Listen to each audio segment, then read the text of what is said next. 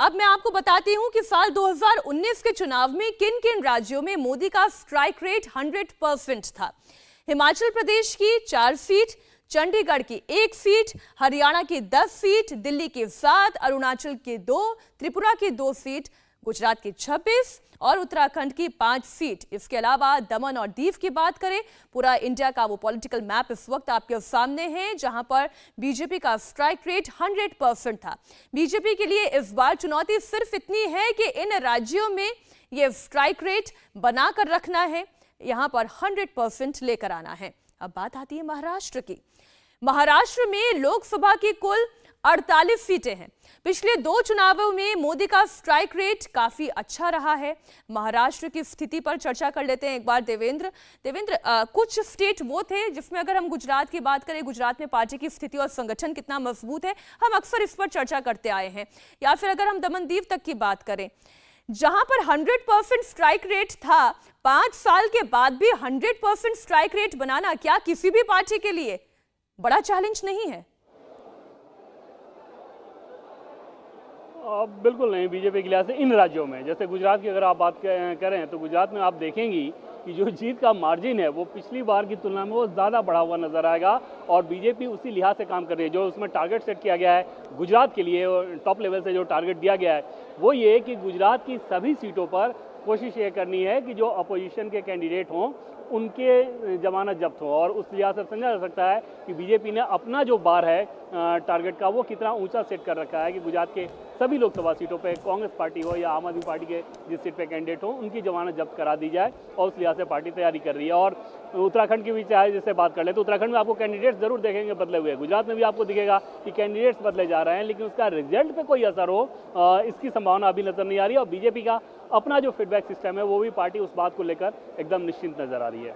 मीनाक्षी बिल्कुल। अब बात जरा बंगाल की भी कर लेते हैं, और बंगाल के साथ साथ फिर देवेंद्र आपसे हम बात महाराष्ट्र की भी करेंगे, क्योंकि महाराष्ट्र का भी जो टारगेट सेट किया गया है बीजेपी की ओर से। लेकिन पहले जरा ग्राफिक्स हम आपको दिखाते हैं, आंकड़े दिखाते हैं कि लक्ष्य क्या है और 2014 और 19 में स्ट्राइक रेट क्या था।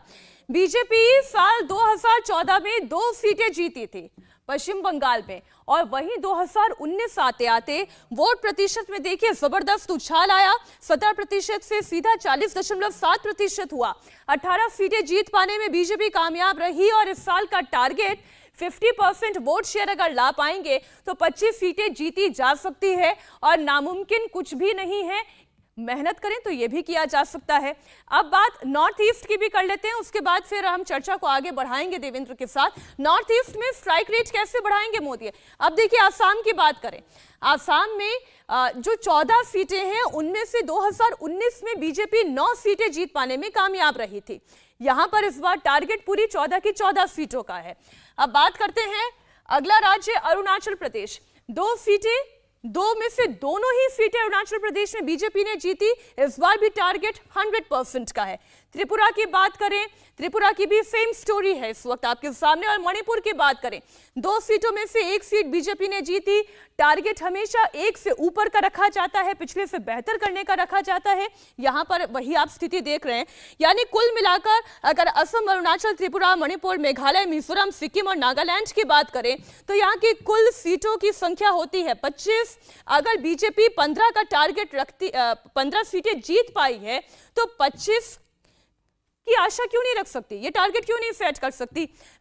एक ग्राफिक्स और आपके सामने रख दें तो नॉर्थ ईस्ट की बात हो गई, महाराष्ट्र की बात हुई, बंगाल की बात हुई। अब दक्षिण की बात कर लेते हैं। आंध्र प्रदेश, कर्नाटक, केरल, तमिलनाडु, तेलंगाना और लक्षद्वीप। कहा यह जा रहा है जो सबसे दिलचस्प लड़ाई है और थोड़ी सी कठिन लड़ाई भी है वो दक्षिण की हो सकती है। दक्षिण में कर्नाटक में 28 सीटों में से 2019 में बीजेपी ने इतना जबरदस्त परफॉर्म किया, 25 सीटें जीती। इस बार टारगेट 28 का है। एक बार हम इसी पर बात कर लेते हैं देवेंद्र। पहले दक्षिण की बात कर लेते हैं क्योंकि दक्षिण का आंकड़ा इस वक्त हमारे सामने है। दक्षिण के इन राज्यों की कुल सीटों की संख्या होती है 130, और 29 सीटें 2019 के चुनावों में बीजेपी ने जीती। 29 सीटें जीती और इस बार टारगेट 54 का। ये अगर इसमें हम बात करें, कर्नाटक विधानसभा चुनाव बीजेपी हारी है, फिर भी एक्सपेक्टेशन पिछले नतीजों के मुकाबले रखी गई है।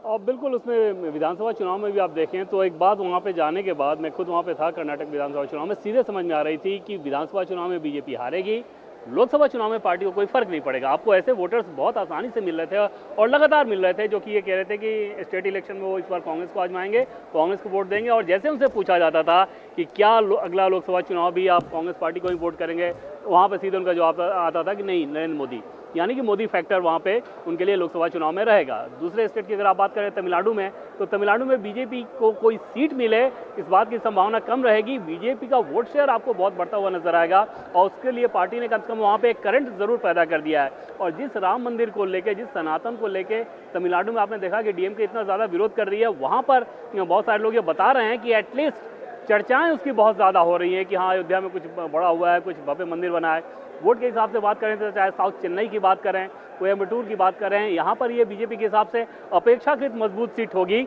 लेकिन सीट जीत में कन्वर्ट हो जाए तमिलनाडु में, ये फिलहाल दूर की कौड़ी जरूर रहेगी। बहुत छोटा सा रिएक्शन बंगाल को लेकर भी, की सीट बीजेपी जरूर, अगर क्रिश्चियन उन्हें वोट करते हैं।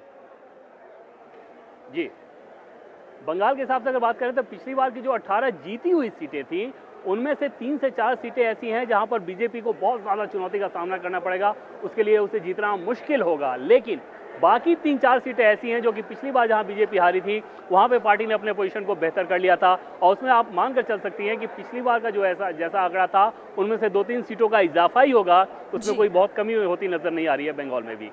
मीनाक्षी जी, बहुत शुक्रिया देवेंद्र पूरी जानकारी के लिए आपका।